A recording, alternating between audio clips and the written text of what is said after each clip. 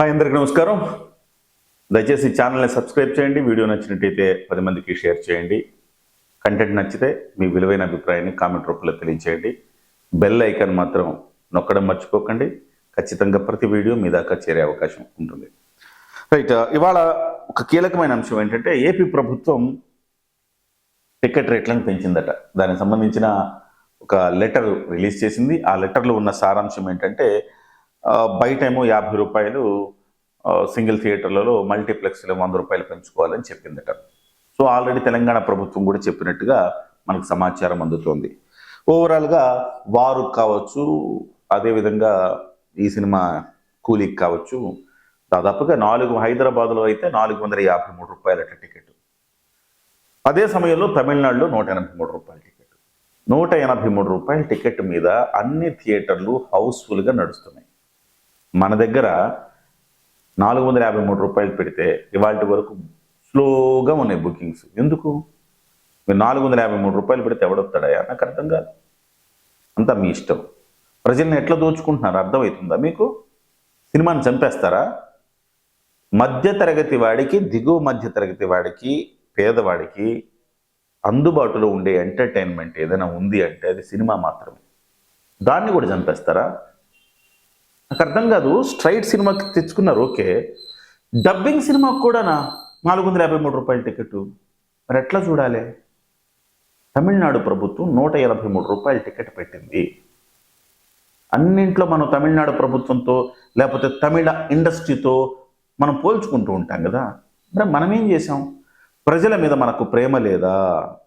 ప్రజల్ని దోచుకోవాలని 2 ప్రభుత్వాలు నిర్ణయించాయా? అప్పనంగా తమ వారికి కట్టబెట్టాలని అనుకున్నాయా? ఇది సో ఒకళ్ళిద్దరు అడగచ్చు, ఏమండి మీరు హరిహర వీరమల్లప్పుడు ఇట్లేం మాట్లాడారు? అది స్ట్రైట్ సినిమా. నేను ముందే చెప్పా, స్ట్రైట్ సినిమాలకు పెంచుకున్న ఒక అర్థం ఉంది, కానీ డబ్బింగ్ సినిమాలకు ఎట్లా పెంచుతారు? ఇంతంత రేట్లు ఎట్లా పెంచుతారు? రజనీకాంత్ అది కూలీ సినిమా, తమిళ మాతృక. దాని నుంచి పాన్ ఇండియా లెవెల్లో విస్తరించి డబ్బింగ్లు చెప్పి ఇక్కడ కూడా పెట్టారు. దానికి ఎవరు? సునీల్ నారంగ్ గారు ఇక్కడ రైట్స్ అని తీసుకున్నారు. మరోవైపు ఈ వార్ 2 సినిమాకి నాగవంశీ గారు తీసుకున్నారు. కోట్ల రూపాయలు కొల్లగొట్టాలనే మీ యొక్క కుట్ర కుతంత్రమా ఇది? అయాచితంగా డబ్బులు మీరు ప్రజల ముక్కు పిండి వసూలు చేస్తున్నారా? సంక్షేమ పథకాలు ఇచ్చినట్టే ఇచ్చి ఈ రకంగా సినిమాల ద్వారా మళ్ళీ తిరిగి దోచుకుంటున్నారా? స్ట్రైట్ సినిమా అంటే ఈవెన్ అంటే ఒకే పాన్ ఇండియా కాదు కాబట్టి హరిహర వీరమల్లు పాన్ ఇండియానే, బట్ పాన్ ఇండియా రేంజ్లో ఒక్క సినిమా కూడా పవన్ కళ్యాణ్ గారిది వెళ్ళలేదు కాబట్టి ఇక్కడే ఎక్కువ బడ్జెట్ అయింది కాబట్టి మీరు పెట్టుకున్నారు, అర్థం ఉంది. కానీ మిగతా సినిమాలకి ఎందుకు పెట్టారు ఇప్పుడు? ప్రతి సినిమాకి 400 రూపాయలు 500 రూపాయలు పెట్టి సినిమా థియేటర్కి వెళ్ళి చూస్తే 5,000 రూపాయలు ఒక ఫ్యామిలీ, నలుగురు కలిసి ఒక ఫ్యామిలీ సినిమాకి వెళ్ళాలంటే 5,000 రూపాయలు ఖర్చు అవుతుంది. 500 నలుగురు ఫ్యామిలీ, నలుగురు అనుకుందాం, 500 ఇంటూ 400, 500 ఇంటూ అంతే, నలుగురు ఇంటూ 500 ఎంత? 2,000. పాప్కార్నో లేకపోతే ఏదో కొనమంటారు పిల్లలు. అప్పుడు ఏం చేస్తారా ఆ ఫ్యామిలీ? ఖచ్చితంగా కొనాలి కదా, పక్కోడో ఎవడో కొంటాడు, మనము కొనాలి వీళ్ళు. అదొక 2,000, ట్రాన్స్పోర్ట్ 1000, మొత్తం 5,000 అయిందిగా. 5,000 రూపాయలు పెట్టి మీ సినిమా చూడాల్సిన అవసరం ఉన్నదా? ఇది ఆలోచించాల్సిన అవసరం ఉంది. ప్రభుత్వాలు కూడా ఇందులో, ఈ కుట్ర, ఈ స్కామ్లో ప్రభుత్వాలు కూడా భాగం. ఎన్నాళ్ళ నుంచో ఈ పాప్కార్న్ సమస్య ఉంది. పవన్ కళ్యాణ్ గారి సినిమా ఆగినప్పుడు పవన్ కళ్యాణ్ గారు ఏమన్నారు? మొత్తం ఎంక్వైరీ చేయండి, అన్ని థియేటర్లలో మీరు అసలు పాప్కార్న్ ఏ ధరకు అమ్ముతున్నారు, పార్కింగ్ ఫీజులు ఎలా వసూలు చేస్తున్నారు, అన్ని చేయండి అన్నారు. నివేదికలు ఇవ్వమన్నారు. చర్యలు ఎక్కడా లేవే? చర్యలు లేవు. ఇవాళకి పాప్కార్న్ 300 రూపాయలు అమ్ముతున్నాడు. ఇంత పాప్కార్న్ 20 రూపాయలు 30 రూపాయలు కాస్ట్ అయ్యే పాప్కార్న్ మీరు 300 రూపాయలకు అమ్ముతారా?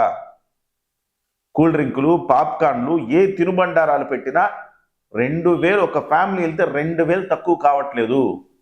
5,000 రూపాయలు పెట్టి ఒక మధ్యతరగతి వాడు, దిగువ మధ్యతరగతి వాడు, పేదవాడు మిమ్మల్ని మీ సినిమా చూడగలుగుతాడా? ఒక రజనీకాంత్ ఫ్యాన్ ఉన్నాడు, ఒక జూనియర్ ఎన్టీఆర్ ఫ్యాన్ ఉన్నాడు. వాళ్ళు మొదటి వారంలో సినిమా చూడాలనుకున్నారు. అవకాశం ఎక్కడ? లేదు. వాడి బడ్జెట్ సహకరించదు. 5,000 రూపాయలు పెట్టడానికి బడ్జెట్ సహకరించదయ్యా. మరి ఏం చేయాలి? పైరసీ చూడాలి. పైరసీ చూస్తేనేమో చట్ట ప్రకారం తప్పు, మీరే పైరసీ తప్పు శిక్షార్హం అని మీరే వేస్తారు. మీరు దోపిడీ చేయడం కరెక్టా? నేను తమిళనాడు ప్రభుత్వాన్ని ఉద్దేశించి చెప్తున్నా. తమిళనాడులో 183 రూపాయలు, నాకు తెలియదు ఇంతవరకు కూడా, ఇప్పుడే నాకు తెలిసింది. తమిళనాడులో 183 రూపాయలు అట్ట టికెట్. లేకపోతే ఇంతకుముందే నేను మాట్లాడేవాడిని ఈ విషయంలో. తమిళనాడులో 183 రూపాయలు, మీరు మాత్రం 500 రూపాయలు 453 రూపాయలు ఎట్లా పెడతారు? తమిళ ప్రజల మీద ఉన్న ప్రేమ తమిళ ప్రభుత్వానికి తెలుగు ప్రజల మీద, తెలుగు ప్రభుత్వాలకు లేదా? దోపిడీ చేసి నిర్మాతలకి అప్పడంగా కట్టపెట్టదలుచుకున్నారా? పోనీ ప్రభుత్వాలని శాసించే స్థితిలో నిర్మాతలు ఉన్నారా? లేదు ప్రభుత్వం నిర్మాతలు కలిసి కూడా దీన్ని ఏమన్నా కుమ్మక్కై చేస్తున్నారా? రెండు ప్రభుత్వాలను అంటున్నా, నాకేం ఇబ్బంది ఏం లేదు. సో కాబట్టి ఎవరు నిర్ణయం తీసుకోవాలా? ప్రజలే నిర్ణయం తీసుకోవాలా. మీరు బాయ్కాట్ చేయండి సినిమాల్ని, బహిష్కరించండి సినిమాల్ని. ఈ సినిమా కదండి, వచ్చే సినిమాలన్నింటినీ బహిష్కరించండి. బహిష్కరణ పిలుపు ఇవ్వండి. ఖచ్చితంగా దారికి వస్తారు. ఓటీటీల దాకా వెయిట్ చేసేవాళ్ళు కొంతమంది, పైరసీ సినిమాలు చూసేవాళ్ళు కొంతమంది తయారవుతున్నారు. సినిమా థియేటర్కి వచ్చి సినిమా థియేటర్లో చూడాలి, థియేటర్ ఎక్స్పీరియన్స్ చేయాలంటుంటారు కదా మీరంతా. అదంతా డబ్బులున్న వాళ్ళకే తప్ప సాధారణ వ్యక్తులకు కాదు అని వాళ్ళు మీరు తేల్చేస్తున్నారు. ఈవెన్ డబ్బింగ్ సినిమాకు కూడా ఇంత డబ్బులు పెట్టి వసూలు చేస్తున్నారంటే ఖచ్చితంగా పైరసీ గురించి మాట్లాడే హక్కు, అర్హత మీకెవ్వరికి లేదు. ఎవడికి తోచినట్టు ఆడు చూస్తాడు, ఇక లేదా సినిమాని బహిష్కరిస్తాడు, లేదా ఓటీటీలో వచ్చినప్పుడు చూస్తాడు, అంతే. ప్రజలే బుద్ధి చెప్పాలి, నిర్మాతలకు ప్రజలే బుద్ధి చెప్పాలి, ప్రభుత్వాలకు కూడా బుద్ధి రావాలి. అరే మనం తమిళనాడు ప్రభుత్వాన్ని చూసన్నా మనం బుద్ధి తెచ్చుకోవాలని ప్రభుత్వాలైనా అనుకోవాలి. మరి మీ విలువైన అభిప్రాయాన్ని కామెంట్ రూపంలో తెలియచేయండి. ఖచ్చితంగా ఛానల్ మాత్రం సబ్స్క్రైబ్ చేయండి, బెల్ ఐకాన్ నొక్కడం మర్చిపోకండి. వీడియో నచ్చినైతే 10 మందికి షేర్ చేయండి.